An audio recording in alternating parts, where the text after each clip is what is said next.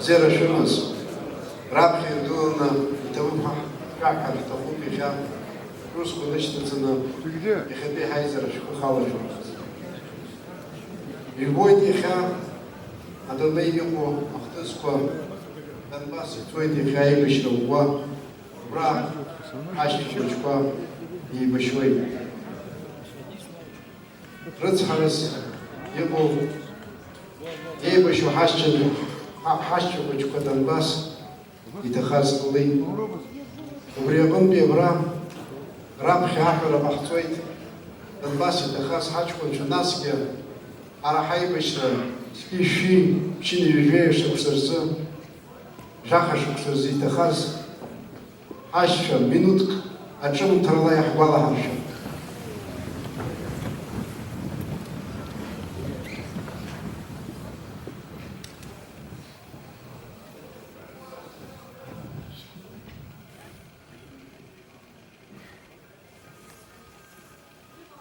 Итого,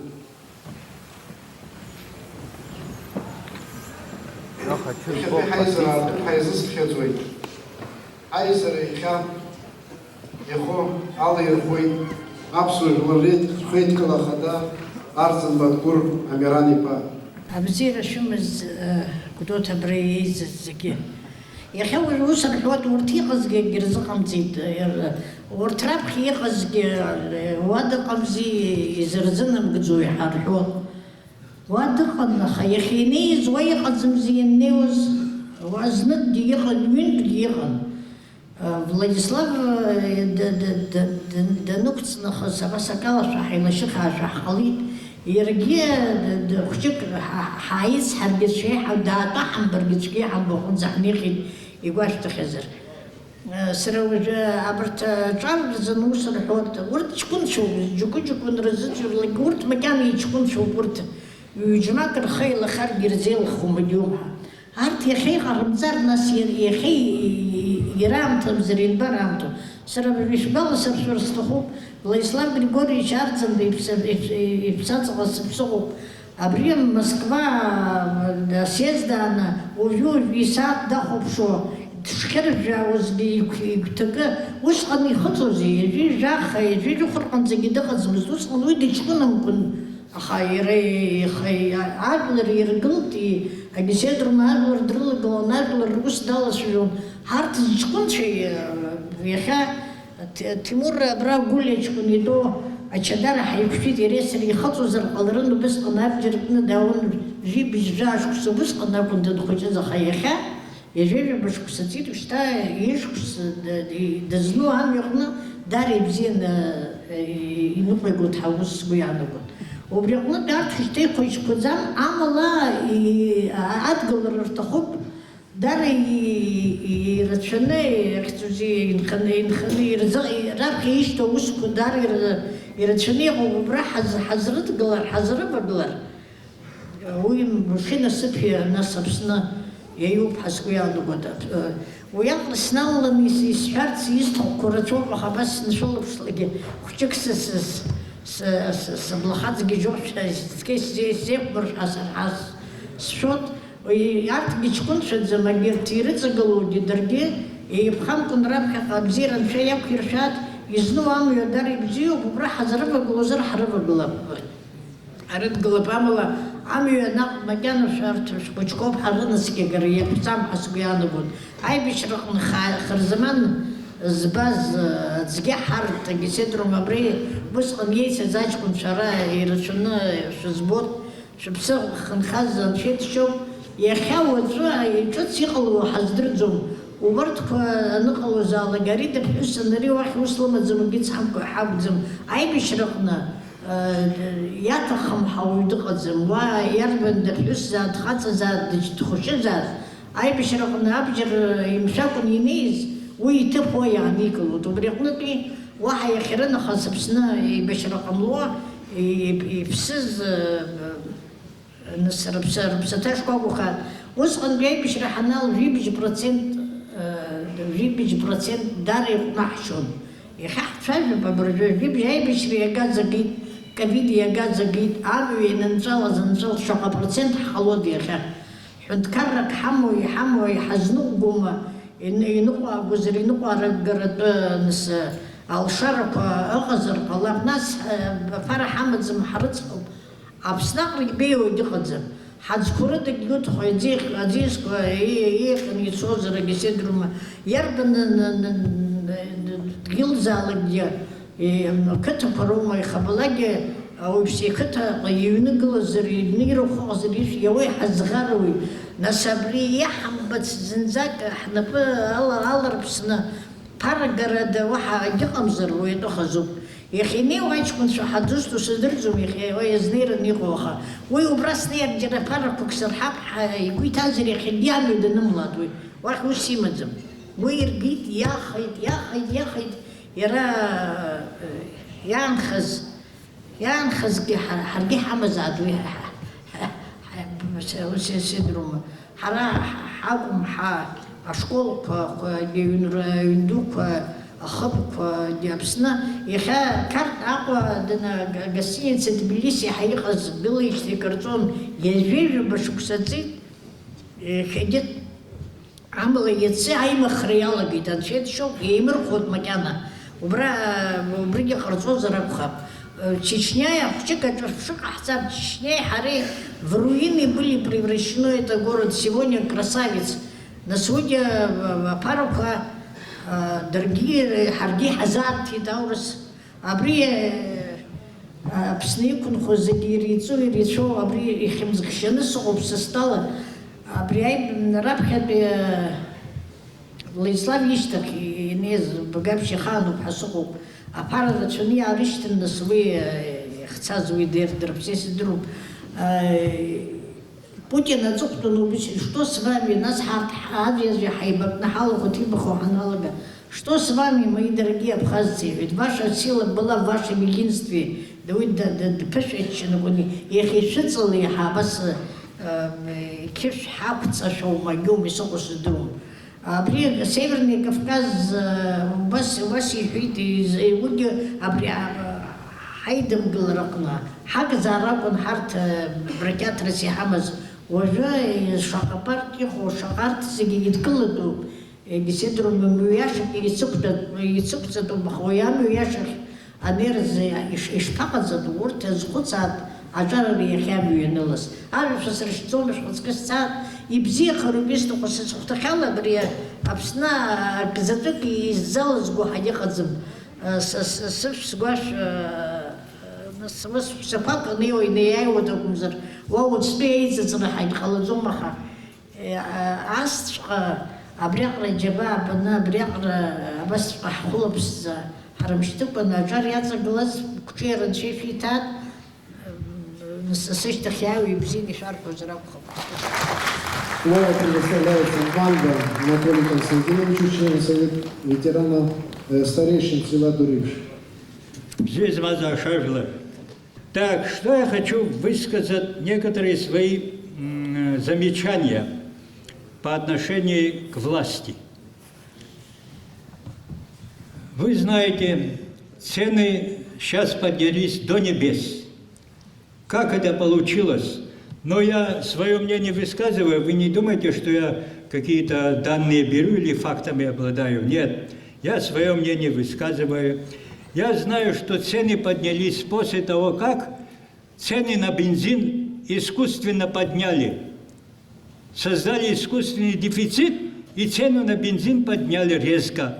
И в результате этого все остальные торговые предприятия, возьмем, продукты, товары и так далее, резко подняли цену.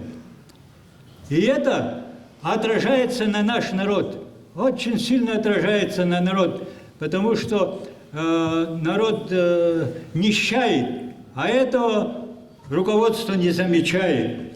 Эти цены сильно давят на нас, на наш простой народ, не на тех, кто имеет огромные деньги.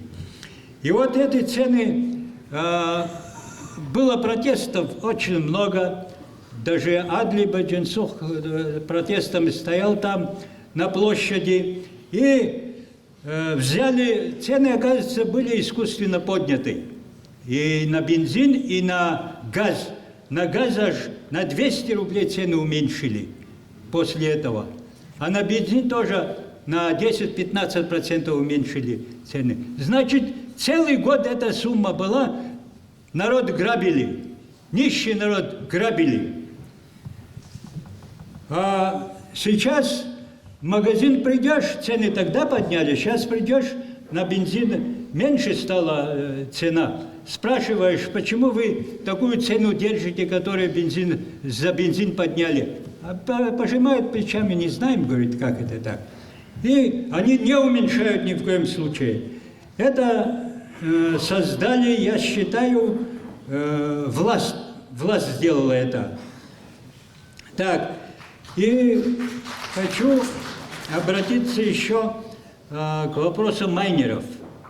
Вот эти майнеры, это зараза, которая появилась у нас в Абхазии. Этой заразой заразились именно больше всего чиновники. Когда о майнерах говорят в правительстве, они так поглаживая говорят, что как будто бы ничего нету. А на самом деле майнеры сильно влияют на жизнь людей. Это энергоснабжение в основном влияет на энергоснабжение. Я думаю, что хотя сейчас запретили, но запретили у тех, у кого можно это отобрать. А большинство имущие люди пользуются этими майнерами до сих пор и никак не могут находить его. Пока майнеры работают, у нас с энергоснабжением ничего нормального не будет.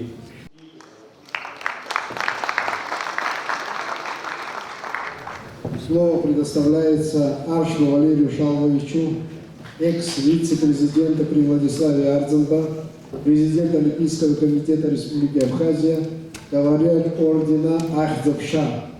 Найглаш Хацка, Абраса Шиловшва, Имативку Шизботова, Шалохун, Абснафенткара, Ахада Сергей Багапши, Сарелах Недуашта Анхнейна, Аукцарихайцес, Кудот Акалай Фархацов Хасан Жзапхос. Акала Кяхала из Фархаца Хазов, а у Аропи Фархачо. Шираш Фархачо Назухан, Кудот Акалай Фархацов Яхцхалай. Усхан Фархачозге, Яхагиш Фархачо Зроби Хаге. Насихахи, Харша, Харха, Хайхабас Хазер, Яхахи, Хабсне, и Шахтолов, Хазым Гадзой, и Чемку, и Цовску, Хазадом Каладзой. Хошукса.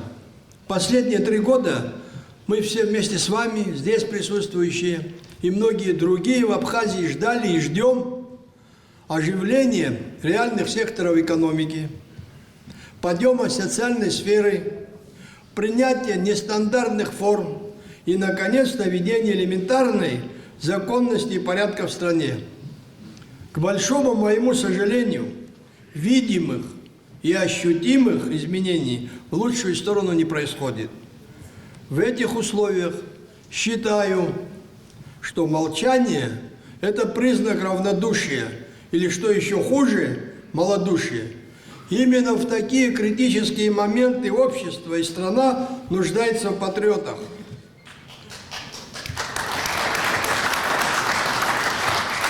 Надо сказать, что и таких людей, слава Богу, и сегодня немало.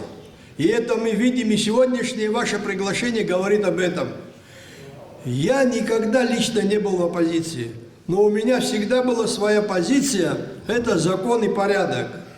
Имею, наверное, сегодня право я выразить свое мнение, потому что стоял у истоков нашей государственности, зарождения нашей государственности вместе с великим Владиславом Григорьевичем Ардзенба, основателем современного абхазского государства.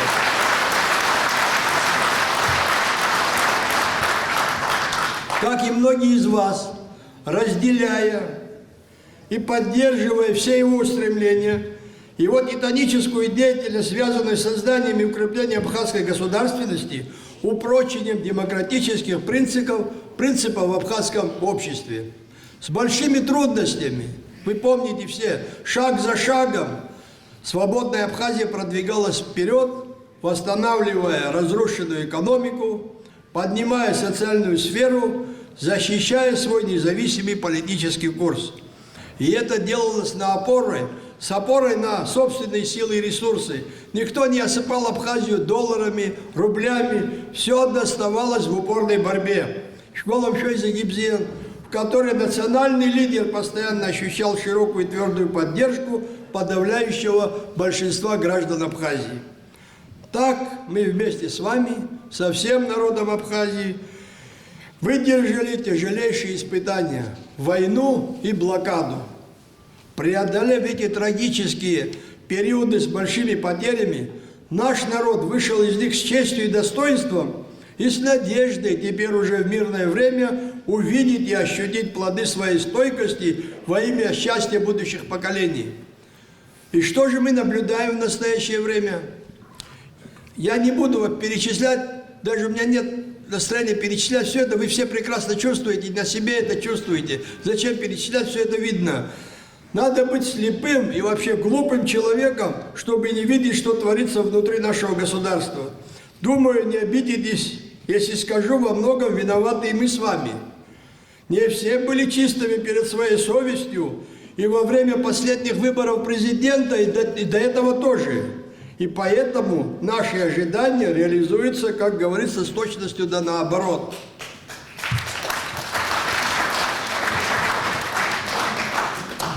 А реалии становятся все более жесткими и тяжелыми для большинства наших граждан. А иначе не могло быть, потому что рядом с президентом оказались люди, чья психология, навыки явились стяжательскими. Для некоторых личная корысть выше народного благополучия. Словом, во власти не была сделана ставка на государственников. Я сейчас вам напомню одну интересную притчу.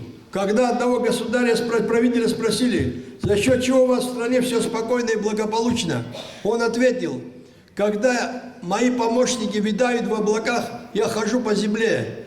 Когда я витаю в облаках, мои помощники ходят по земле. Мне кажется, что у нас и правители, и помощники все витают в облаках.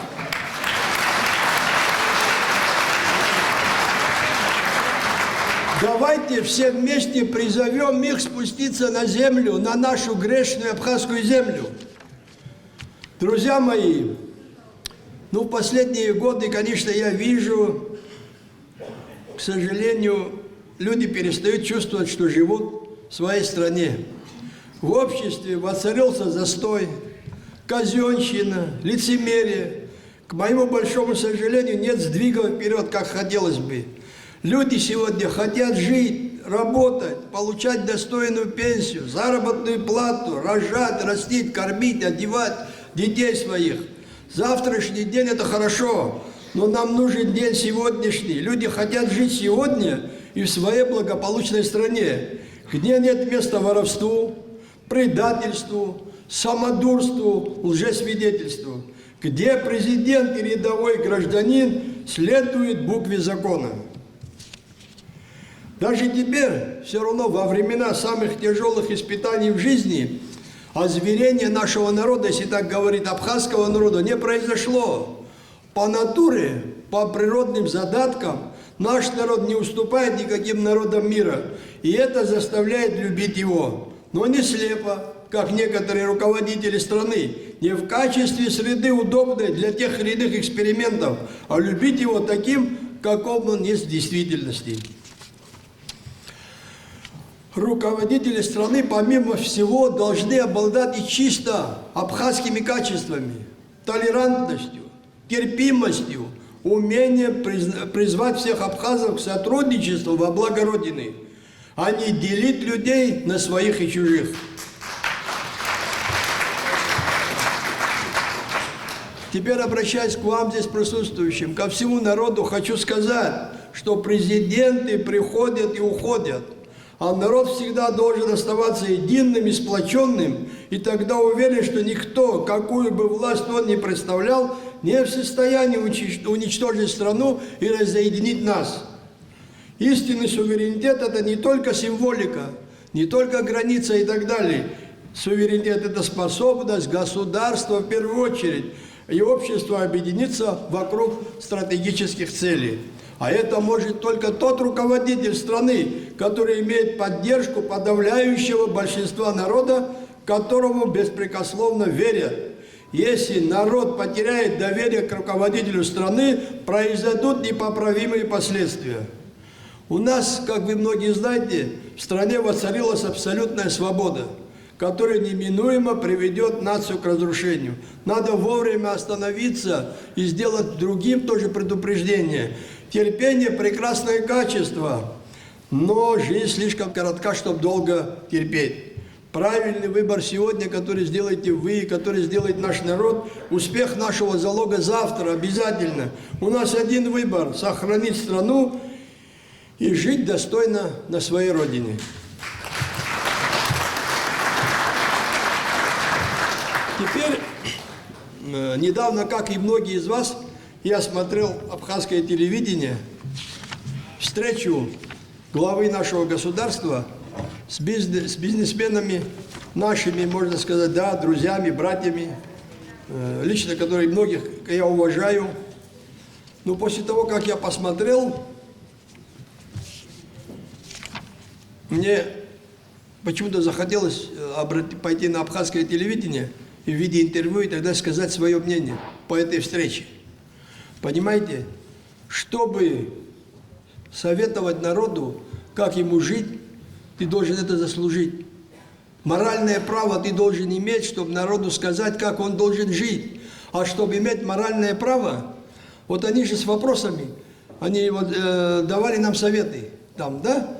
Можно от вашего имени, я с этой трибуны, спасибо, что пригласили, у меня есть возможность здесь дать им советы, нашим вот бизнесменам. Какой совет?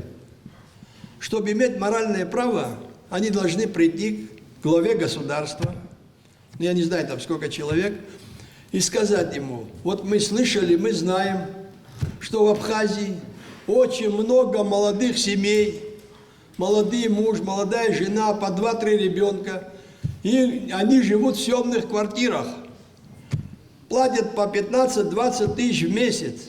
Днем работают, моют машины, вечером охраняют склады. Очень тяжелое. Мы имеем возможность, дайте нам землю, участок в Сухуми. Мы всех не можем обеспечить, но какую-то часть мы можем обеспечить. Это мой совет, конечно, может, советовать легко. Теперь еще другое, вот здесь говорил наш старший товарищ. Рождаемость меньше, чем смертность. Понимаете? Что можно было в этом плане тоже сделать? Я имею в виду абхазских бизнесменов. Бизнесмен, абхазец, который имеет возможности, он может обратиться через телевидение, если он так захочет, что он имеет право сказать, что если ребенок первый родится абхазский, я ему плачу 100 тысяч, второй родится 200 тысяч, третий 300 тысяч. У нас, к сожалению, очень мало рождается в год, все это можно посчитать. Какая-то группа бизнесменов могла бы взять это на себя. И тогда у них появилось бы конкретное, как бы сказать, право иногда тоже какие-то вопросы поднимать и свои дела там коммерчески решать. Но для этого надо сначала, чтобы ты заложил какой-то фундамент для своего народа, для своего государства. Посмотрите, вот я, когда увидел там бизнесменов, у меня большой архив дома. Когда я вернулся, поднял свой архив и нашел список лиц, передавших деньги гуманитарным организациям Республики Абхазия. Это Москва, бизнесмены. Здесь 54 человека. Таких несколько. И таких несколько. И собирал этот, уважаемый, здесь есть подпись, один из руководителей нашего государства в Москве. Город Москва, 2 июля 1998 год. Указанная сумма передана Стамуру Борисовичу Тарба для передачи сюда в Абхазию. Я здесь не увидел, даже здесь, в этом списке и в других списках, не увидел некоторых людей, которые сегодня говорят апартаменты, там эти, другие вопросы хотят решить. Свои дела решают, тогда тихо сиди, не надо учить народ, как ему жить дальше.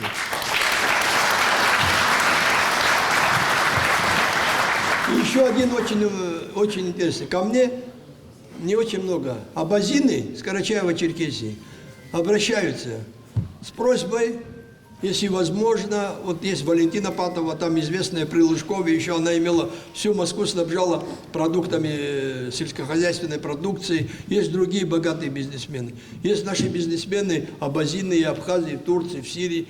Неужели, говорят, нельзя? Конечно, они отдельно могут приезжать что-то, но неужели, говорят, нельзя вот всю нашу группу пригласить известных бизнесменов из Турции, Сирии, наших братьев Абазин, и поговорить с ними, с нами? Неужели нельзя, говорят, поговорить, чтобы нас пригласили в Абхазию и провести какой-то экономический форум?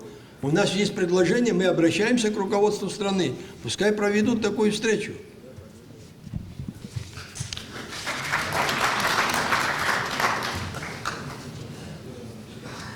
А вот еще один очень интересный момент, чтобы я не забыл. Значит, предприниматели есть, конечно, богатые за пределами Абхазии. Но у нас тоже есть предприниматели, которые, ничего не получая от государства, создали свои маленькие предприятия, выпускают готовую продукцию. До сих пор готовую продукцию из Абхазии невозможно вывести в Россию, и человек не может свою продукцию продать. Кроме вина и воды Абхазии, там специальное распоряжение, мандарины, когда распоряжение делают и вывозят. А остальную продукцию, если было бы разрешение завозить, они вывозили бы, деньги сюда привозили бы, и люди немножко получали бы от этого, увеличилось бы предприятие, и легче было бы и для государства, и для людей тоже. А сейчас фальстахан и табуб идут за так и свод, сахашипхец, сукум было, что крутван, схашкар,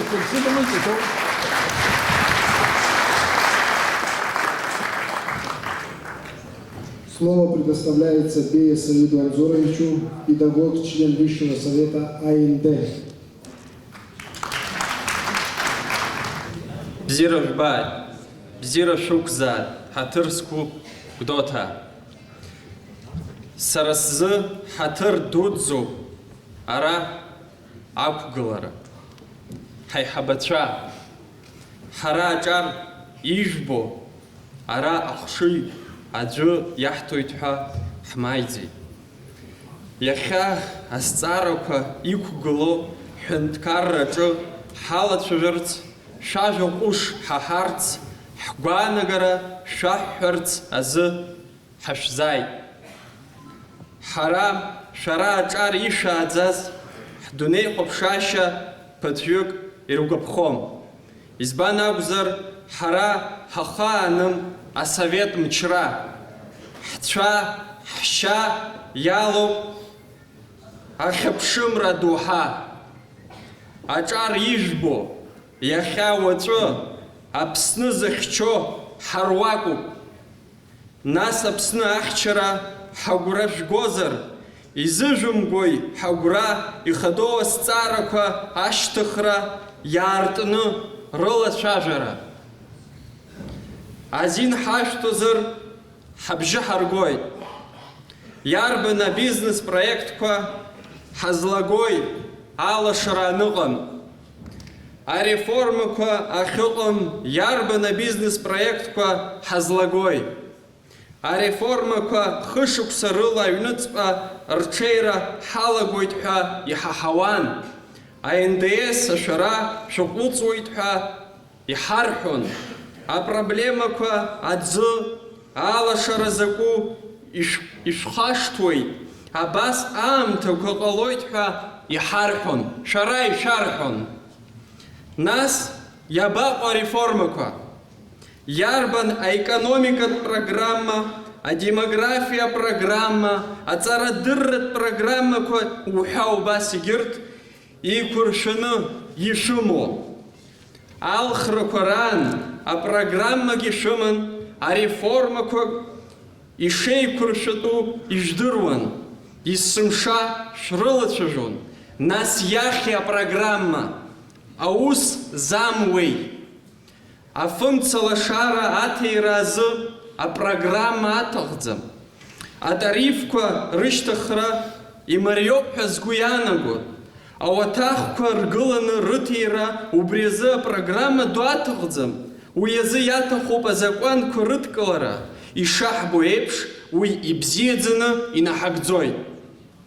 Пицунда Стара, Акхакок Ацоп, Хчин Варнапо, Ацевина Кяткошто, а координатка Яшумка Ярбоб, Аха Аджги и Харадзам, и Шахахяма Убри Авиза, Саразгуанагара, Рабхедза, Аус Ауруб Азакуан, а декларация Язгу, а функция лошара система Атира, Зынза Стара, Анклара, а реформа ка Рылагара, Яраубаса штат Курмачра, а машина Козух Хараку Рытира, а Хюнткара, Усбартака структура Апсахра, Арцавю и статус Аштыхра, Хабысша Яско программа ка Рыткалара, Хапсу культура Аштыхра. А Хюнткар Апстазара и Пстазара Мариадзам, Уйхара Яхдыруй. Аха идырны убри аханта шара ныҟәгара ишылшоит ҳәа ишԥхьаӡеит. Ус анакәха ҳажәа шаҳарц ҳҭахуп. Мамзар ареформақәа ҳрылагоит, мамзар шәҭыԥ ааншәыжь, изылшо дҟамлар иахьа уаҵәы анцәа дҳаиҭот.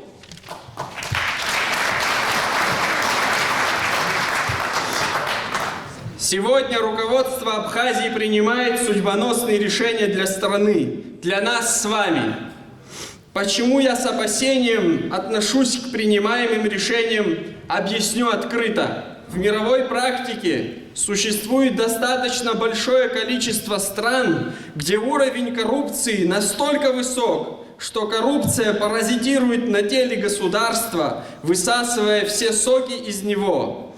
И при этом картина удручающая. На фоне обнищавшего населения чиновники, их дети и их семьи живут в роскошных особняках, летают чартерными рейсами, их дети занимают лучшие места в высших эшелонах власти, природные ресурсы принадлежат другим государствам, энергосистема принадлежит бизнесменам, а чиновники этих некогда богатейших природными ресурсами стран на всю жизнь обеспечены.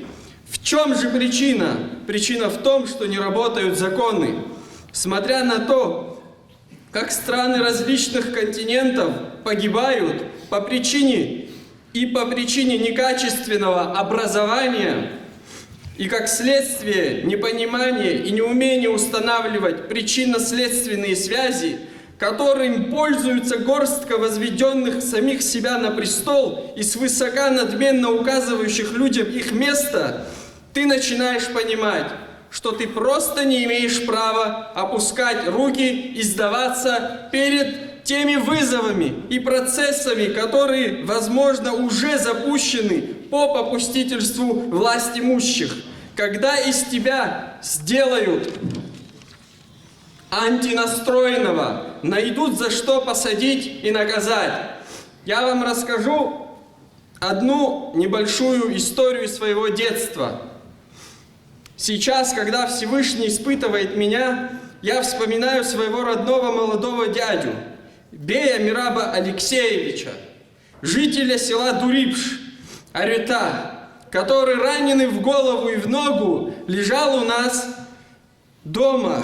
Я не помню слов, я тогда совсем мал еще был, но я помню его повязки. Ой, нас Машурлат Тахит, сегодня нет его с нами.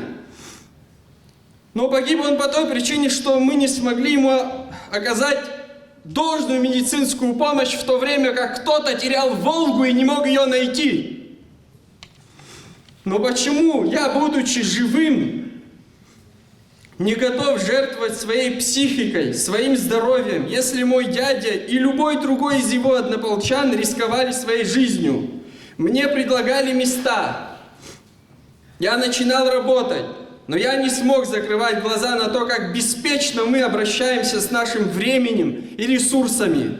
Пока одни в дорогущих костюмах и миллионных машинах проводят время в теплом кабинете, к ним с милостыней приходят женщины-старики. Наш абхазский народ превратили в зависимых попрошаек. А сегодня при обсуждении...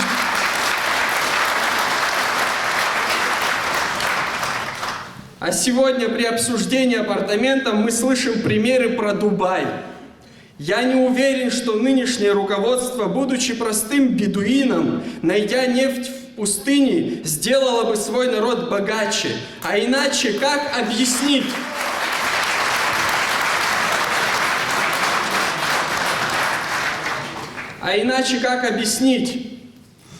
Невыполненные обещания о проведении реформ, обещание об отмене НДС, принятие закона об отмене запрета на приватизацию перепадных ГЭС, и теперь вскоре их возможно будет выкупить. Убеждение в том, что программа все изменит и реформы начнутся в 3 года. Смертность на дорогах растет, а в отчете президента оправдание – увеличение количества машин. Декларации госслужащих прошло 3 года, никто не проверяет, ответов нет. Передача государственной дачи Пицунда с ошибкой в координатах за подписью министров, правительства, но ответственности никто не несет. И после этого, после таких ошибок, разработка закона по апартаментам.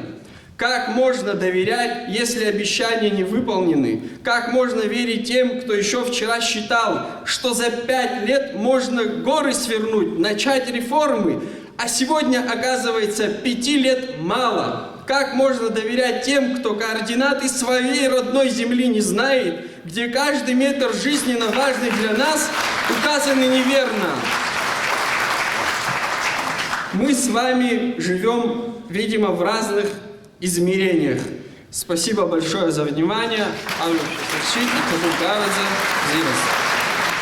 Слово предоставляется Курмазе Дауру Леонтьевичу, общественному деятелю.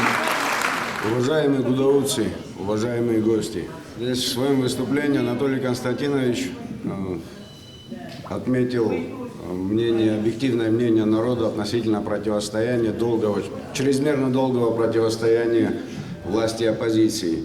Мне кажется, что проблема такого противостояния и результат того, что мы имеем на сегодняшний день, заключается в том, что это все было основано на личных отношениях к представителям власти или личных отношениях к представителям оппозиции. Наверняка найдется кто-то, кто скажет, что я оказался здесь на оппозиционном собрании по причине огорчения из-за потери должности. Увы, такое мышление имеет место в нашей жизни. Не вижу необходимости объясняться. Те, кто меня достаточно хорошо знает мой образ жизни, отношение к этим вещам и вообще к политике, основанным на запомнившейся мне в детстве фразы «Адунеш мардан улхомна что, знул знул бавы, в брезиге хамна что зарбзигущим».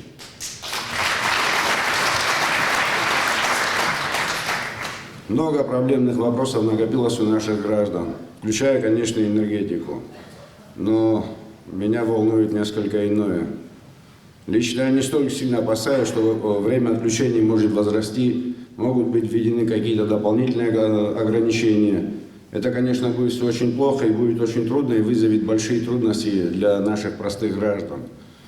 Но наш народ пережил гораздо худшие времена и вытерпел большие тяготы и лишения, при этом неся колоссальные потери, потому что твердо знал, ради чего это было нужно, и верил.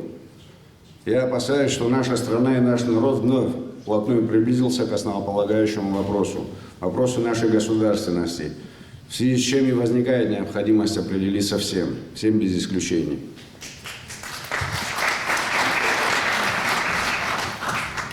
Есть, на мой взгляд, элементарно простой вопрос. Какая главная цель нашего народа? Создание экономически благоприятных условий для развития современного государства было бы, конечно, великолепно. Но мне кажется, что наша основная цель – это создание такого государства, которое будет обеспечивать безопасное развитие абхазского этноса прежде всего. И как быть?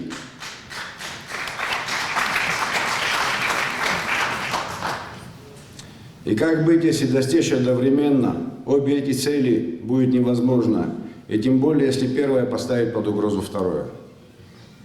Мы же все прекрасно понимаем, что самой серьезной проблемой нашего народа всегда были и остаются это привлекательность нашей территории и наша крайняя малочисленность. Если мои опасения считать беспочвенными, не принимать во внимание и пойти по первому пути развития только с точки зрения экономики, то, на мой взгляд, нужно снимать все возможные ограничения, в том числе на оборот жилья для иностранцев, на оборот земли, привлекать инвестиции во все сферы без ограничений. Но возникает вопрос, сможет ли в этом случае при нынешних обстоятельствах, а именно отсутствие у большинства наших граждан начального капитала, отсутствие достаточных знаний и технологий и защиты со стороны государства, абхазский этнос станет конкурентоспособным и успешным? Выскажу свое мнение. На мой взгляд, мы не готовы к такому развитию и построим страну под управлением олигархов, заложив основы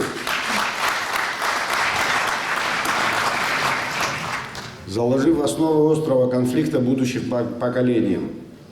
То, как работает наше законодательство в отношении защиты национальных интересов, мы, жители Гудауты, наблюдаем, глядя на самое высокое и самое видное здание города. Реклама на территории Республики Абхазия распространяется на государственном языке. При необходимости изложение рекламы дополнительно может дублироваться также на русском и английском языках. Дублирование надписей на этих языках не могут превышать по формату надписи на государственном языке и должны быть выполнены таким же шрифтом. Это я процитировал закон.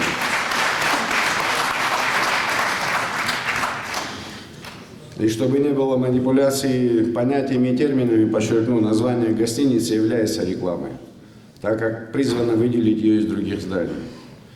По этому случаю, честно говоря, даже возникла мысль о возможной провокации для разжигания антироссийских настроений, так как вывеска появилась в период начала СВО. Слава Богу, антироссийских настроений в нашем обществе нет, но подобные вещи и вообще игнорирование менталитета и мнения абхазского этноса могут послужить почвой для их возникновения. Надо всего лишь с уважением относиться к государствообразующему этносу, и такие настроения даже в случае их возникновения не приживутся никогда, и наш народ будет всегда надежным союзником. В этом я нисколько не сомневаюсь. Так вот, главный вопрос, можем ли мы рисковать будущим, не имея выверенной программы действий? Можем ли мы в угоду своему желанию получить определенные экономические блага здесь и сейчас, отнять шанс у будущих поколений? Можно ли рассчитывать, что иностранные инвестиции в энергетику и тому подобное поднимут экономику и создадут условия для развития нашего народа? Выскажу свое мнение. К сожалению, я считаю, нет. Поскольку кроме действующих ныне законов и предлагаемых аналогов не вижу реальных рычагов регулирования. Со мной, конечно, можно не согласиться, но простой пример подтверждает мои опасения. Закон указывает, что у нас земля не продается.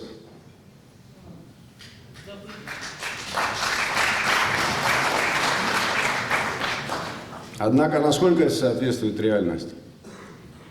Думаю, об этой реальности здесь знают все без исключения. И даже объявления пестрят сплошь и рядом, увы. Именно поэтому я остаюсь сторонником государственной собственности на все то, что является национальным достоянием.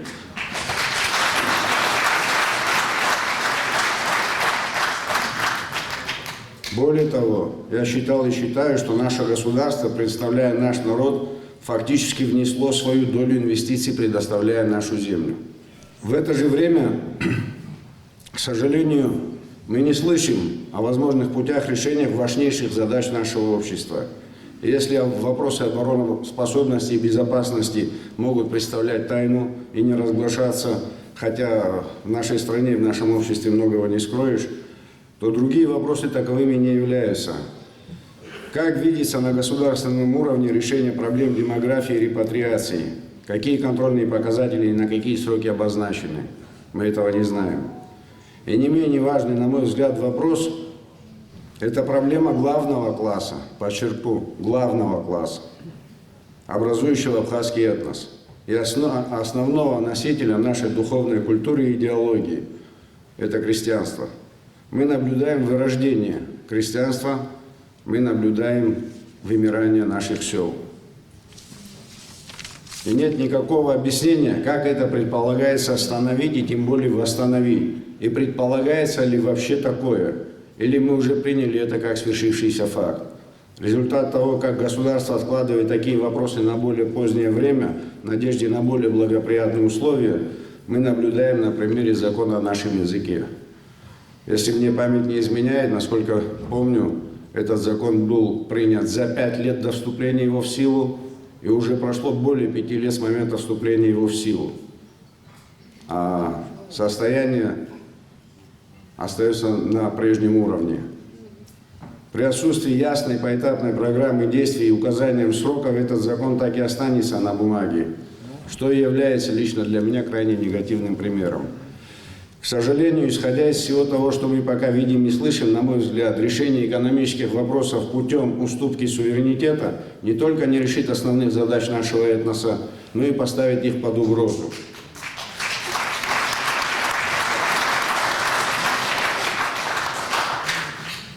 Считаю, что любой, утверждающий обратное, и который способен обосновать другую позицию, должен публично взять на себя личную ответственность перед народом, который он убеждает, чтобы наш народ и его потомки знали точно, кого благодарить за будущий успех. Спасибо. Слово предоставляется Сакане Лаврентию Манчевичу, ветерану войны, кавалеру ордена Леона. Хавальвар. Айзи зерчицно, азхара чемана траш пица. Абрей бешленала гузешли наркоз программ. Салаград стоху из Банзер, ай бешрялок танарха, ахчей Красный мост. Обза Марзан Безерима Баба Вячеслав Григорьевич Нерха, Гижна Айта площадь. Хахая зажвар друга голова баси. Суважвари, и что хозри, абсна рахта бит. А гис явани халазер хайдгла парехи. Альвараку хайхандер закал елали. Хабсар бни рахта ддалим хрги абсна айхту брахи. Убриахозиште. Арис харахта голна хаобра, рейбешредут завайр харгей. Ричтун шадизичук змазги айбешредут гузиншнир гитора. Сбулат пахлана жухом штиштан да загомс да где-то поле тихиче запхано птаникло ультрота и фигани бана а салафандана ходан нагана они ждамар да и ну ходу нарм глазидер арет ягзма рет фидено баси алхидра а барциги харшта а барциги адаруктастин кайшта хараха хна хасквенша ршапсен шдапсен и аргаз ад галарки рахалагар ари хир алзу и вдруг задержался жалобы. Вора ипсти сазги адрор. У брейзера ханалга о Красный мост хан хазмин гахшей. А машина перек пенертасура ман ипсидра. Ван бизум зажач халисей. Амшир шест гоброва. Я хенги жиана я ходол мусават хайрчукара. Вы хазвал дром. Хара хаслабас. Хад азви уважение ахцидра убрел бихайхара. Вора Трактон пиана ашкан собрахши бешони шнир гидора. Северный Кавказ аризм дига. Вора Ростов над конзиг хай хад галана брил як фрехалжан. Вожи хяхсвай. Я шег зердупцен сазер убри даган убри дилки тут хадалаги. Еме хег зергеви сазер шум хонша зергаз убри даган ад галер тут хадалаги. Вора яхдыру терроризм диги тут сазалаги. Хошум цан. А арин хелер мариопаха. Уштан рейд городскую. Акер вайп свой, и махтанаб, акер куксинша, хара-харала бассейн кернахса. Арикам зеркал царнязем хабсу хабзгу.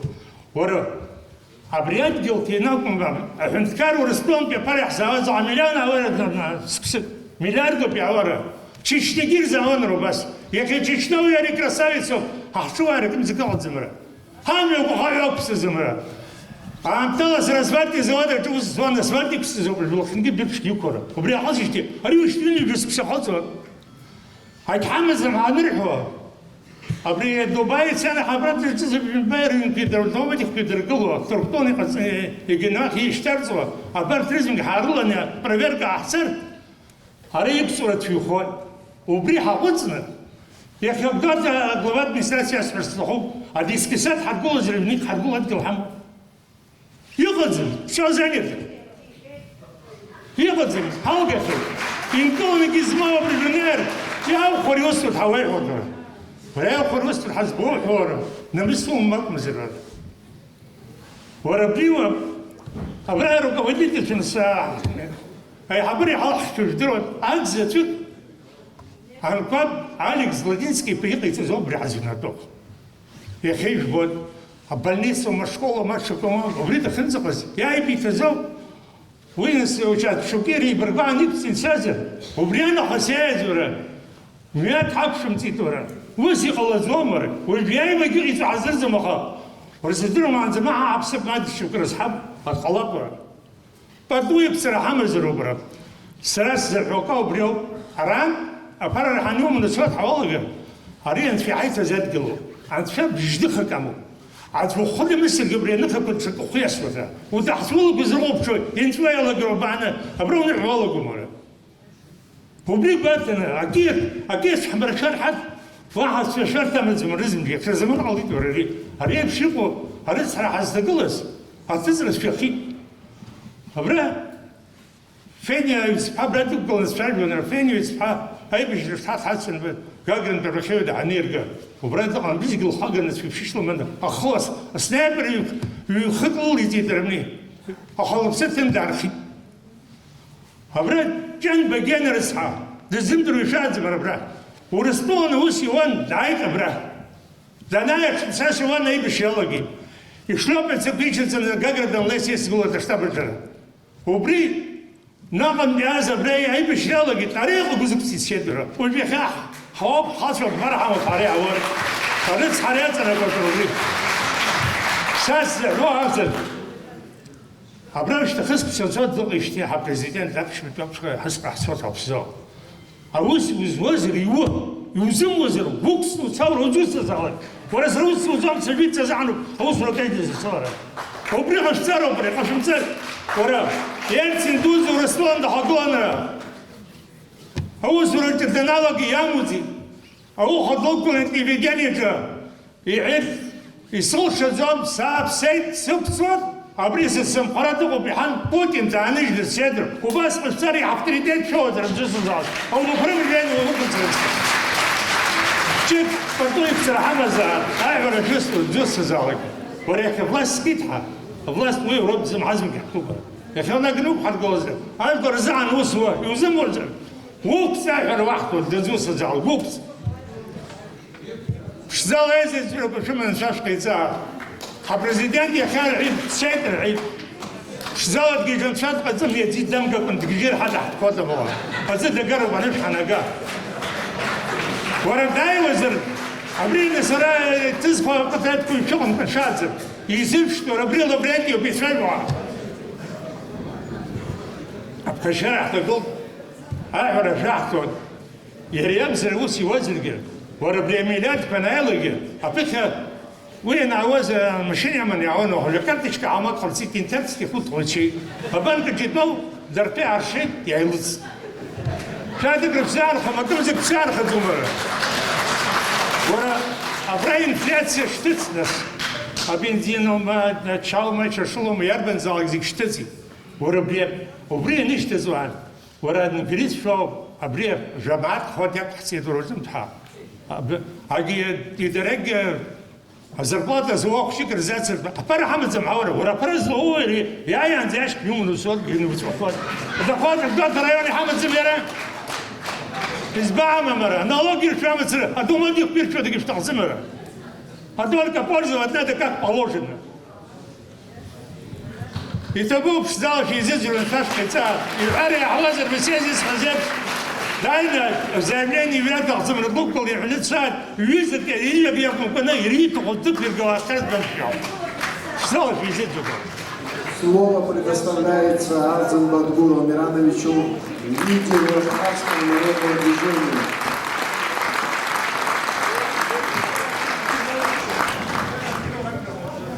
بسيرة شمز عبرا يخام تفشاني يا الزجيم تبوب دار زعشاس حد حرا أبسوا إنكو زالك цас дуахах дунеху шишиалахон яртна аргама сара кухапхи кулала чевера. Ехеги абра культура тхобрач хаз газубрио чазники табу пхашасу. Дорогие друзья, прежде чем начать, здесь много было воспоминаний, связанных с войной. Я тоже хочу одним воспоминанием, не своим личным, то, что я видел кадры, я тогда был ребенком, вот то, что проходило именно в этом зале. В этом зале, этот зал вообще имеет особую историческую роль в нашей новейшей истории. Здесь после мартовского наступления неудачного проходил митинг. Если вы помните, взрослые, родители собрались наших бойцов, которые погибли, и их тела грузины не выдавали специально, чтобы раздор между родителями погибших и руководством Абхазии. И здесь вот то легендарное выступление было в этом зале. Шушана Хеция, мать погибшего, выступила и сказала: успокойтесь, наши дети погибли за правое дело. И они находятся на нашей земле. И эту землю нам надо освободить, и тогда мы их похороним так, как подобает. Вот такие моменты связаны с этим залом. Буквально на днях мы здесь провожали в последний путь молодого, юного, я бы сказал, бойца интербригады «Пятнашка», 23-летнего Никиту Зухба, который героически отдал свою жизнь, сражаясь на Донбассе, там, где сегодня решается судьба всего мира и Абхазии в том числе. Поэтому, почему я об этом решил вспомнить? Потому что, когда мы обсуждаем текущие вопросы, мы всегда должны помнить о своем прошлом. Хотя бы о новейшей нашей истории, не говоря уже о тысячелетней нашей трагической истории. И тогда, может быть, нам будет легче друг друга понимать.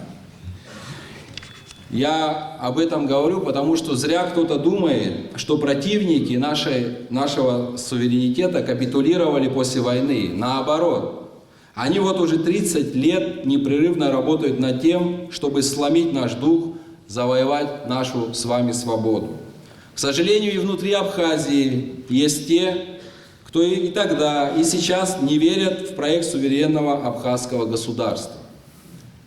Они транслируют свою неуверенность, неспособность быть самостоятельными и, другими словами, вот, мышление автономной республики. Дошло уже до того, что глава государства стал говорить, что мы сами ничего не можем, энергетику мы содержать не можем, нужно отдать инвестору. Земля покрылась бурьяном, нужно отдать инвестору. Армии нет, нужно отдать госдачу. Этот ряд можно продолжать. Боюсь, дойдет до того, что скажут: мы ничего сами не можем, давайте наймем управляющую компанию, отдадим наше государство под внешнее управление. Дорогие друзья, Атырское Висча, я просто не понимаю таких людей.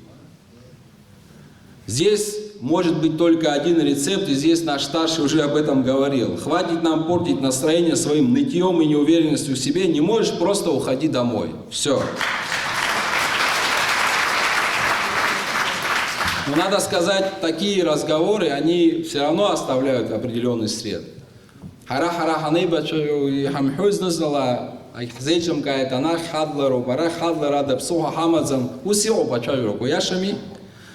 Аху яша за Муса Чавер. Хара приоритет хасабла хенткара нуахкузуру. Почему наша команда постоянно говорит о приоритетах? И, кстати, многие ребята, молодые, взрослые, члены нашей команды здесь присутствуют в этом зале. Потому что без планирования, без научного сопровождения, без национальной идеи, идеологии в целом не может строиться государство. Об этом уже здесь говорил Даур Курмази. Сегодня можно услышать все, что угодно, кроме того, что действительно важно. Дошли до того, что антироссийские настроения уже обсуждают в Абхазии. Саташимцан, абсуазны ирхода при гуряз мамаса, гуряс ялайзонха, убрихучики епшхос сгуянак. Не надо выдумывать несуществующие проблемы. В Абхазии нет, не было и никогда не будет антироссийских настроений. На абхазские Абхазский народ всегда с благодарностью относится к России, лично к президенту России Владимиру Путину. И точка.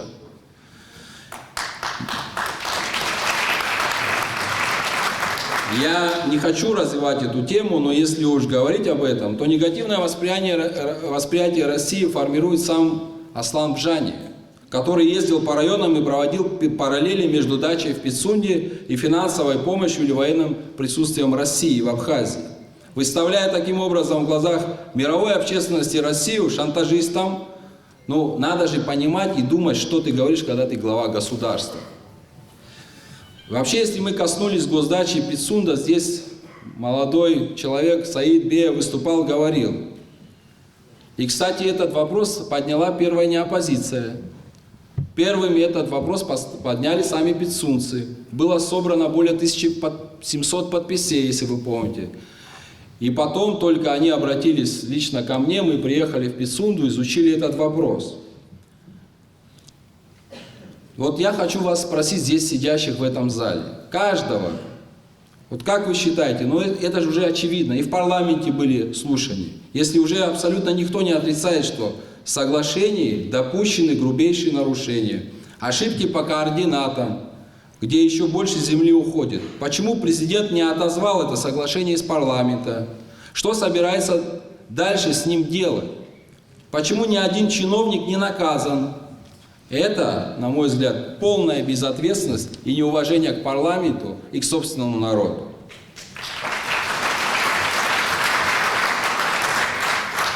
Но я хочу вернуться к приоритетам. Вот я хочу, чтобы вы внимательно вдумались, вслушались в то, что я сейчас вам скажу. Глава государства Аслан Бжани за 3 года не провел ни одного совещания или встречи касательно вопросов демографии, образования, культуры, здоровья нации, развития абхазского языка. Комитет по поддержке и развитию абхазского языка то присоединяют, то отсоединяют к Министерству просвещения. Непонятно вообще, что происходит. Разве не является приоритетом номер 1 вопросы демографии и репатриации? А вы знаете, вот здесь вот говорили, цифр не знаем, я вам скажу, что у нас 2018 года и 2020 год включительно родилось практически на 2000 человек меньше, чем умерло. Только в 2022 году умерло 1478 человек, а родилось 1142, на 336 человек меньше. За 3 последних года только в авариях погибло 163 человека. Здесь необходимы конкретные и незамедлительные шаги. Кстати, мы неоднократно о них говорили и предлагали. Иначе мы просто исчезнем. Дальше. Разве вопросы здравоохранения не являются приоритетом? Посмотрите на катастрофическую статистику сердечно-сосудистых и онкологических заболеваний вокруг. Вспомните только здесь, вот в городе Гудаута, скольких мы за последние полгода-год похоронили от онкологических заболеваний. Ну, за полгода просто исчезли. Это катастрофа, с которой нам всем надо бороться. А вопросы наркомании. Я вырос в послевоенной Абхазии и могу, глядя в глаза любому, практически точно могу определить его состояние, трезвый он или под наркотическим опьянением. И честно вам скажу то, что я часто наблюдаю в глазах нашей молодежи, наших детей, меня очень сильно расстраивает. Но и здесь нужна программа. Есть ведь у нас уже положительные примеры. Вот здесь в этом зале присутствуют ребята, группа «Анонимные наркоманы». Это вообще герои сегодняшнего дня. Они вытащили, спасли многих людей, которые уже находились там в этой пропасти. Нужно строить, срочно строить реабилитационный центр хотя бы один. Вот наши недавно ездили в Татарстан.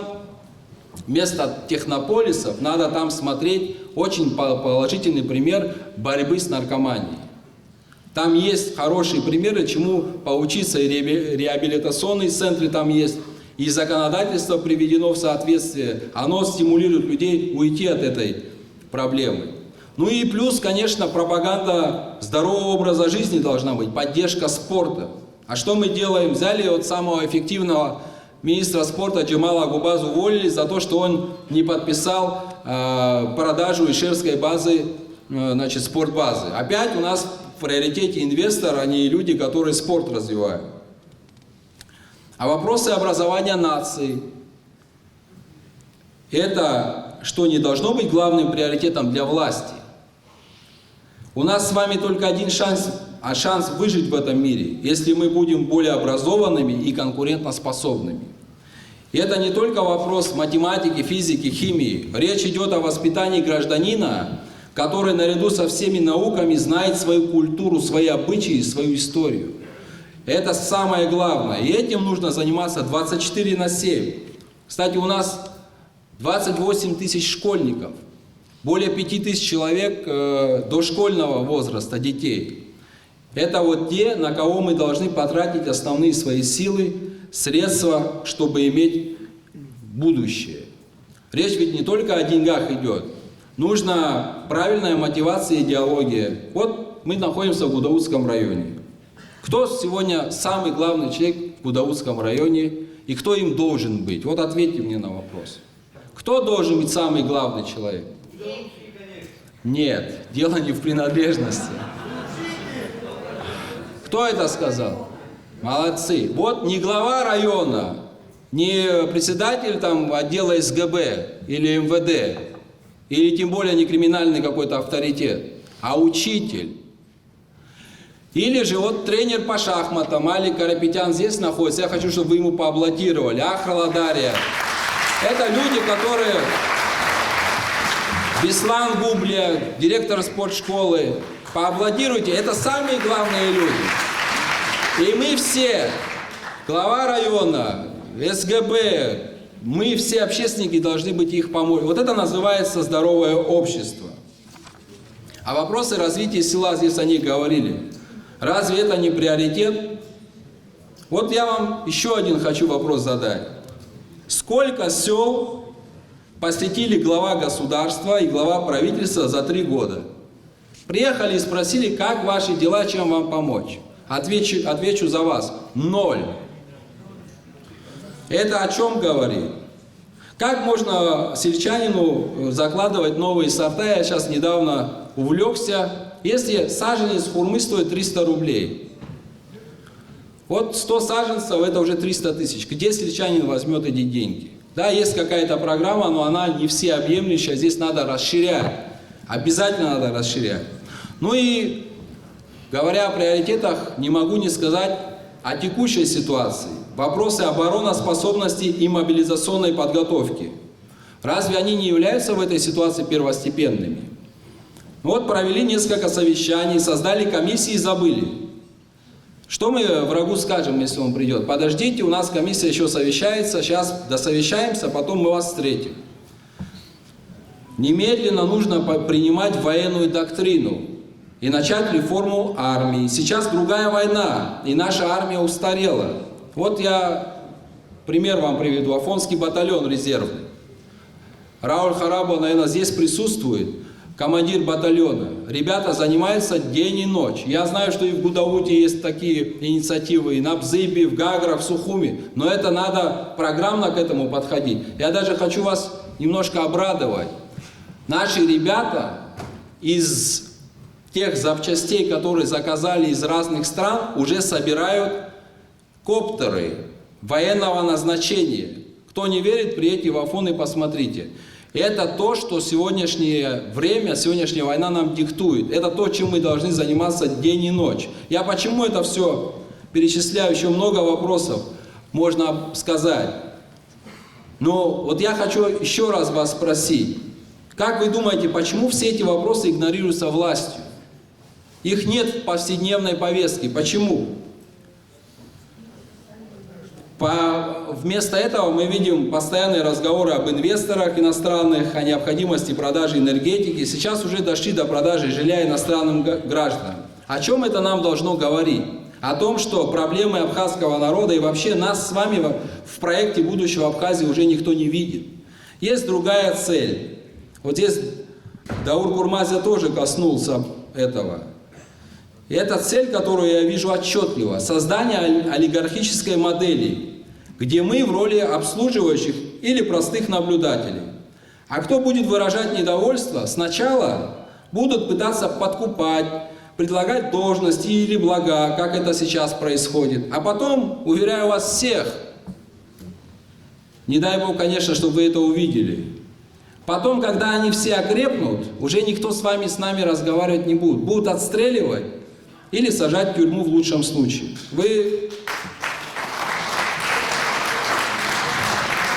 Всегда должен быть в обществе баланс.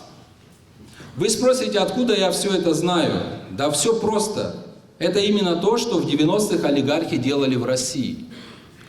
Видимо, в Абхазии с помощью нашей сговорчивой власти, которая, кстати, к тому же любит принимать дорогущие подарки у этих олигархов, у этих бизнесменов широкого размаха, видимо, открылось второе дыхание, так сказать, вторая молодость.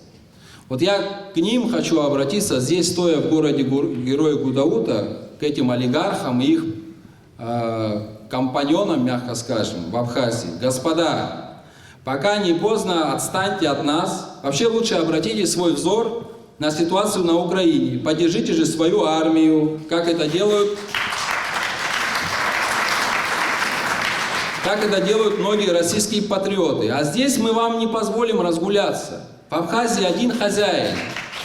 Не какая-то одна фамилия, не одна какая-то семья. В Абхазии хозяин абхазский народ. Кто это еще не понял, он скоро это все поймет. Есть большая разница между развитием территории и развитием государства и народа. Кто этого не понимает, тому нечего делать ни в правительстве, ни в парламенте, ни в политике. Дорогие друзья, в завершении я хочу обратиться, наверное, к главному вопросу нашего мероприятия. Я хочу ваше мнение тоже услышать. Вот сегодня, спустя 3 года, мы можем отчетливо сказать, что эта власть ведет нашу нацию в противоположном направлении от пути Владислава и его соратников.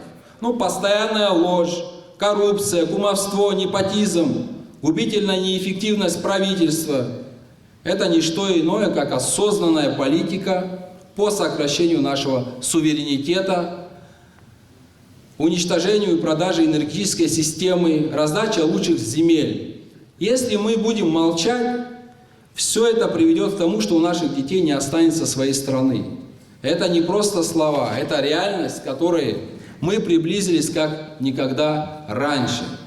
По всей видимости, из всех источников информации, которые нам доступны, мы понимаем, что ситуация на Украине не завершится в ближайшие 3 года.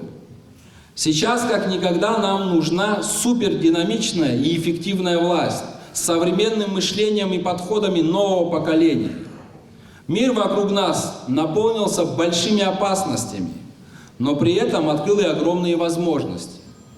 От того, как мы с вами поведем себя в ближайшие 3 года, будет зависеть наша история на ближайшие 50 лет как минимум. Или мы закрепим свой статус, станем сильнее, будем равноправными участниками будущего мира, либо потеряемся в лабиринтах истории. Все зависит от каждого из нас. А теперь давайте спросим друг друга, способна ли действующая власть провести нас через эти лабиринты? Тогда, если мы все дружно не встанем, то потом уже винить будет некого. Мы можем спорить с друг другом без конца, но статистика смертности и рождаемости, она от нас никуда не девается. То, что в мире происходит, оно от нас никуда не денется. Мы не на отдельной планете живем. Я это говорю не потому, чтобы кого-то в чем-то обвинить или разделить. Мы хотим сделать так, чтобы то, что актуально сейчас, необходимо сделать сейчас. Потом уже будет поздно. И, кстати, если вернуться к энергетике, мы же предупреждали, что так будет. И мы, общественные политические силы Абхазии, которые объединены в разном формате, Мы испробовали разные методы, предлагали реформы, проекты законов, инициативы разные предлагали. Власть полностью все игнорирует. Хорошо. Предложили власти вместе побороться с коррупцией. Предъявили документы по ремонту линии Очегвара, где, на наш взгляд и на взгляд независимых экспертов, цены завышены, как минимум на 30 миллионов рублей. Передали в прокуратуру. И что вы думаете? Уже 3 месяца прошло, ничего нет. Далее, по паспортам. Взяли выемку, сделали всех паспортов, выданных за этот период времени. Прокуратура сейчас начала объемную проверку. Но опять же мы не видим результатов. Вы понимаете, если мы говорим, что глава государства своим решением больше 1500 паспортов только по предварительным данным, что наши юристы посмотрели, выдано вне закона. Вот эти все вещи, они нас всех должны беспокоить. Я больше занимать время ваше не буду, если вы позволите. Если есть желание задавать вопросы, я с удовольствием на них отвечу. Я отвечу, мои друзья ответят. Еще раз хочу сказать, и табуб хашасхот, абра гублуру шазга, и табуб дараца.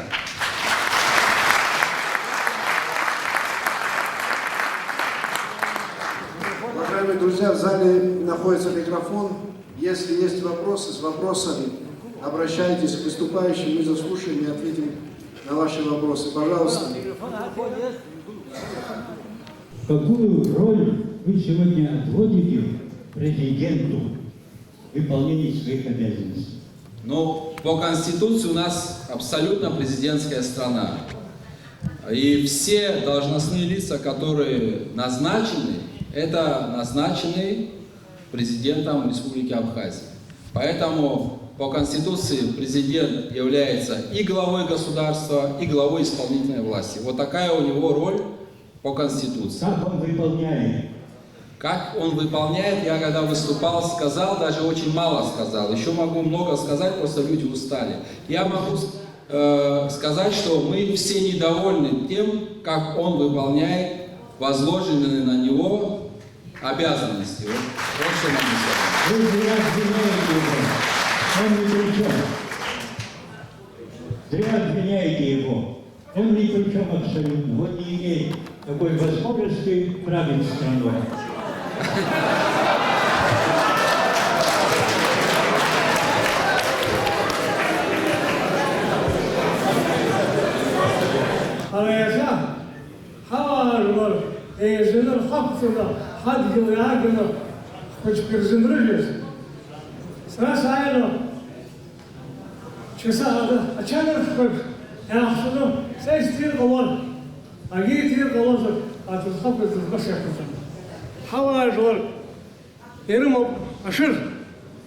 Мандарина, хурма, атра, ага, дорожа скат гзол, дорожа прямный пункт гзол.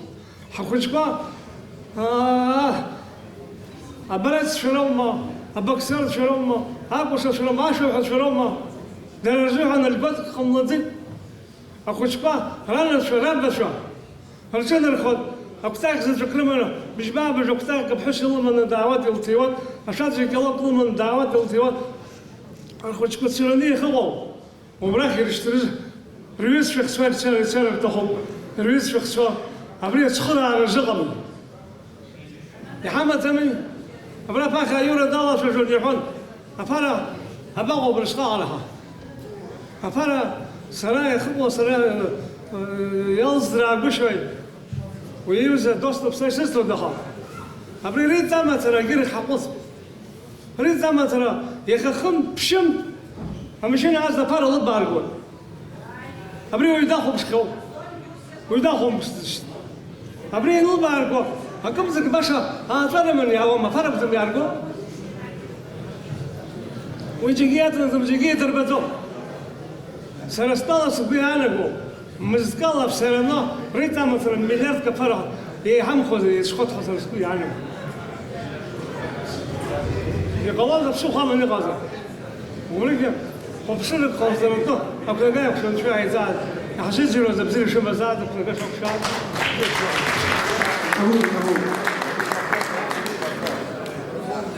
Сейчас эти вопросы, письменно ответим на вопросы. Уважаемые друзья, бра старых старых акы ятхал апартамент по билетюргас. Какое ваше отношение к этим апартаментам Хайсасца? Я хочу, чтобы у нас не путались понятия. Вот то совещание, о котором здесь многие выступающие говорили с предпринимателями, обсуждали здесь. И вот какое отношение мое к этому совещанию, в целом, вот, ну, в принципе, там за этот законопроект выступило всего там 4 или 5 человек, если я не ошибаюсь, и все они являются участниками именно строительного бизнеса. Это их бизнес, естественно, они будут поддерживать. Но здесь очень важно понимать одну вещь. Вот там и премьер-министр обратился к одному из руководителей отелей и спросил, вот вы будете против, если на полгода у вас будут арендовать или на год? Ну, конечно, не против. Здесь идет подмена понятий, на мой взгляд. Друзья, что такое апартаменты? Я, наверняка вы в большинстве знаете, но просто хочу, чтобы еще больше услышали и повторили. Вот любой гостиничный номер, где есть еще одна комната с кухней, с удобствами, это называется апартаменты. Апартамент-отель. Во всем мире это существует. Но вот эти апартаменты вы можете, и в Абхазии многие здесь сидящие имеют такие, сдают и с удобствами, есть такие у нас, это называется апартаменты. Апартамент-отель. Но вот этот апартамент, который, допустим, у тебя во дворе стоит, ты сдаешь на лето, если я из Москвы приехал, купил в собственность, это уже не апартаменты, это мое жилье.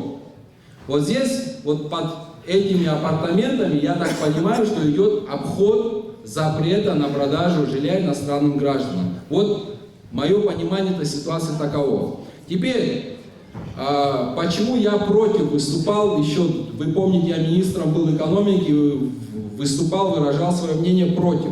Я не против этого бизнеса как такового. Просто я хочу вам сказать, что тогда, когда я выступал, и, к сожалению, сегодня, в 2023 году, мы пока не готовы просто к этому. Вдумайтесь, земельный кадастр еще не работает. Кадастра, учета недвижимости нет. Единого реестра прав собственности нет. Вот глава района сидит. Сегодня свидетельство о собственности, которое я получаю здесь в районе, оно в базе у вас в районе. В Сухуме отдельно, в Гагре отдельно, а в поселках вообще просто тетради ведут. Правильно я говорю? Вообще в нормальной практике уже есть единые реестры. Это говорит о том, что у нас еще далеко не та картина, которую мы должны иметь, чтобы открывать эту возможность для иностранцев. Плюс к этому у наших граждан покупательная способность крайне низкая. Как только мы дадим возможность иностранцам сегодня покупать, конечно, они все скупят. И, конечно, наша бюрократическая система, скажем так, с склонностью к коррупции, все красные линии будут обходить неделю за неделей. Это то, что мы сегодня имеем. Поэтому я всегда выступал за то, чтобы сначала попытаться навести порядок хотя бы в документах, хотя бы в реестрах, в едином реестре собственности, понять, как это работает, а уже потом планово, потихонечку, пошагово к этому подходить. Уверяю вас, это приведет к очень плачевным ситуациям. Теперь по энергетике. Конечно, я выступаю против того, чтобы привлекать инвесторов иностранных в энергетическую систему. Но опять же, это не я придумал. Есть опыт Армении, есть опыт Грузии, есть опыт Российской Федерации, в конце концов. И все эти примеры очень отрицательны.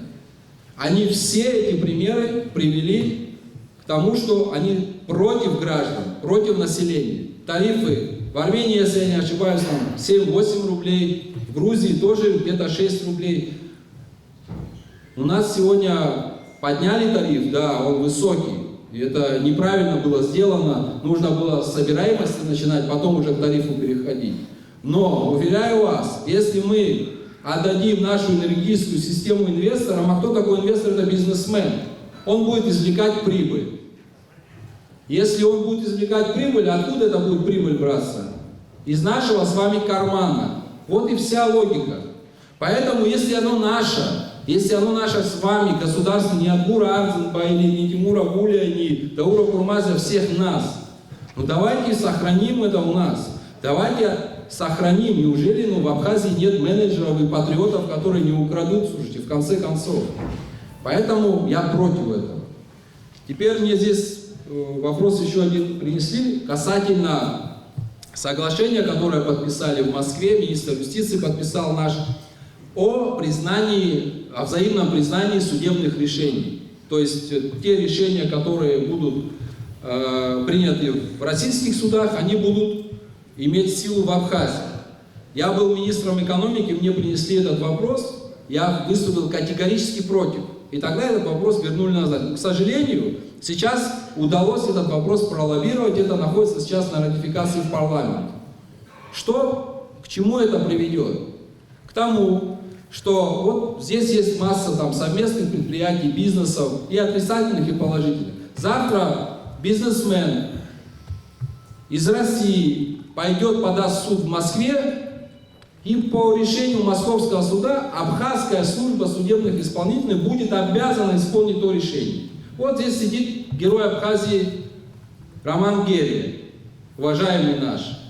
У него ситуация, вы все, наверное, жители Гудаутского района знаете, с господином Пановым. Я лично пытался разобраться, в итоге, я извиняюсь, даже шутку скажу, они говорят, да, я бы вас двоих тоже посадил бы. Но это шутка. На самом деле, что произошло там? Почему мы, когда говорим, выступаем против, говорят, вы против всего? Ну, это же обоснованно. Что произошло у нашего героя Абхазии? Матерый бизнесмен, в доверии, в хорошем отношении, в документах наш Рома Герия не сильно разбирается. Он в людях разбирается, может быть, лучше, а он человеку поверил. А тот взял документы, все оформил так, как ему было удобно. Потом, когда пошла первая прибыль, если я что-то буду говорить не так, дорогой Рома, ты можешь меня перебить. Потом, когда пошла прибыль, тот бизнесмен говорит, все, вы тут охранником поработали, все, до свидания, уходите, я буду своих здесь. И вот это вопрос, так или иначе, Рауль Джункович занимался, потом ко мне пришел. Я министр экономики Абхазии. И граждане Абхазии для меня приоритет номер 1. Что я могу сказать нашему герою? Уходи с завода? Нет. Но по документам ни одной зацепки там нет. Да, земельный участок был выделен неправильно и так далее. Вот что будет, если это соглашение будет работать.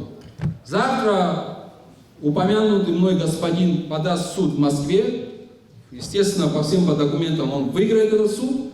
И наши с вами, уважаемые судебные исполнители, должны будут прийти и выдворить нашего героя с этого завода и отдать кому-то другому.